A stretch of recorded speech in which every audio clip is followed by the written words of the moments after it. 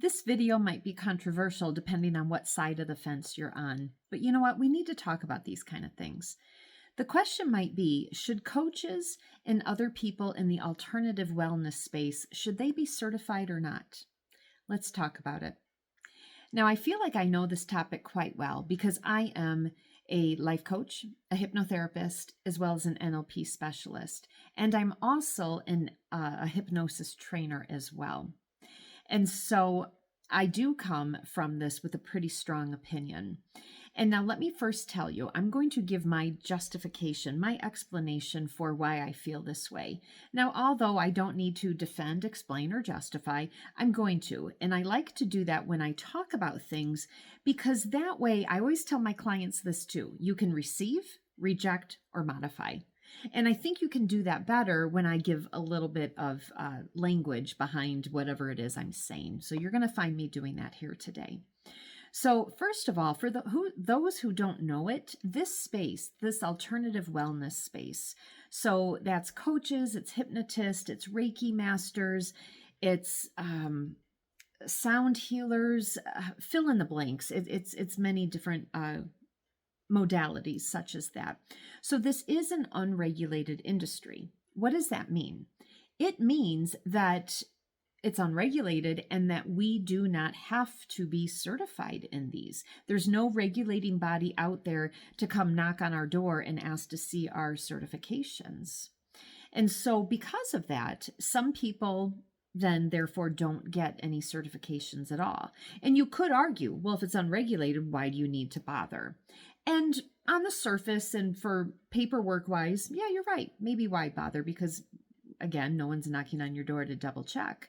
But you know what? I think it's important. And I think it's important for several reasons. One, integrity. Integrity, that you have done the work, that you have done everything that you can to get educated on this topic that you're talking about. And yes, sometimes as life coaches, we live a life, so therefore we feel like we can coach people on things because we've had life experiences, and sure enough, we can.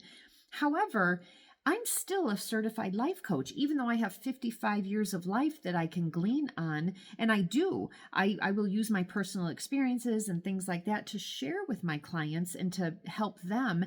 However, with coaching, there's so many different approaches, tactics, tools, resources like that.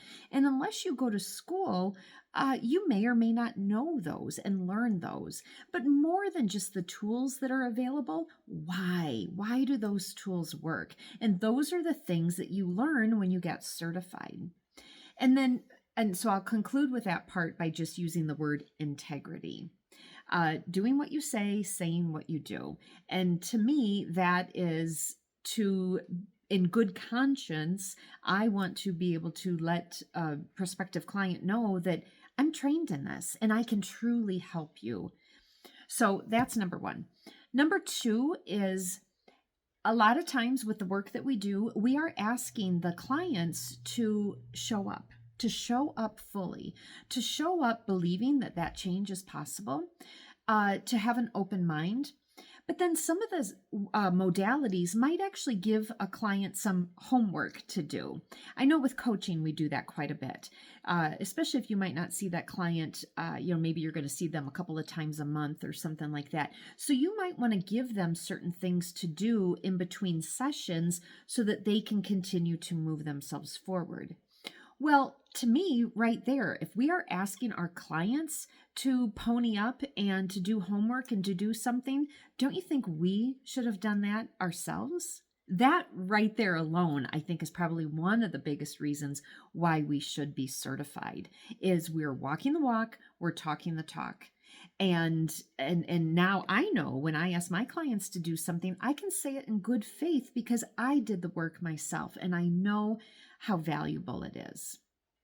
And then the other thing is really being in congruence. So to me, in this way, how I'm saying being congruent is maybe it goes back a little bit to, we're asking our clients to do the work, so therefore we need to have done the work. And so if we are it's kind of like, I'm going to tell you what to do, but I'm not going to do it. That's not being congruent at all. So, like I said, people are going to listen to this, and some people are going to immediately turn me off. You might have all sorts of comments, and please put your comments in here, because I would love to have feedback on this and to have a dialogue regarding this. And so if you are listening to this, what is your viewpoint? Should people in the alternative wellness space, should they be certified or not, regardless of this being an unregulated why can't I talk now?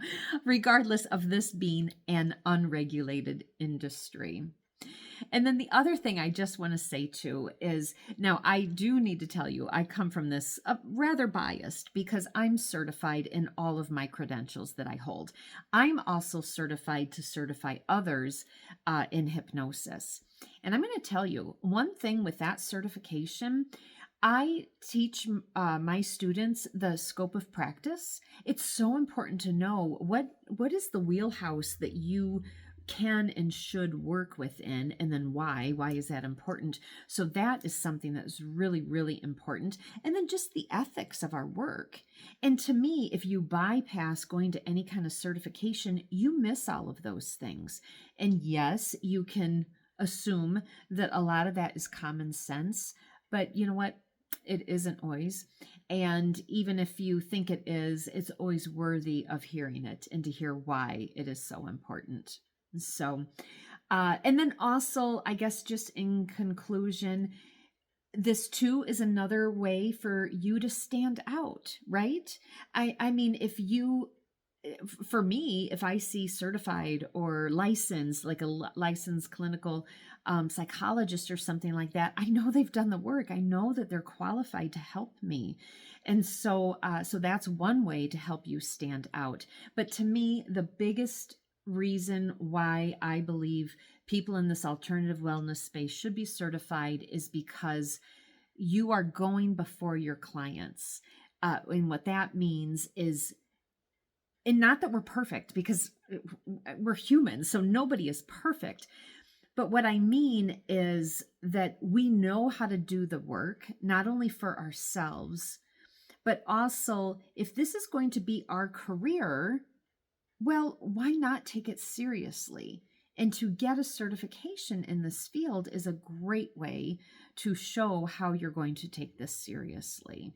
And then again, if we're going to ask our clients to do the work, we need to do the work to have gotten certified. So, like this or not, the choice is yours. Again, reject, receive, or modify. And please, I welcome your comments. Thank you very much. Bye.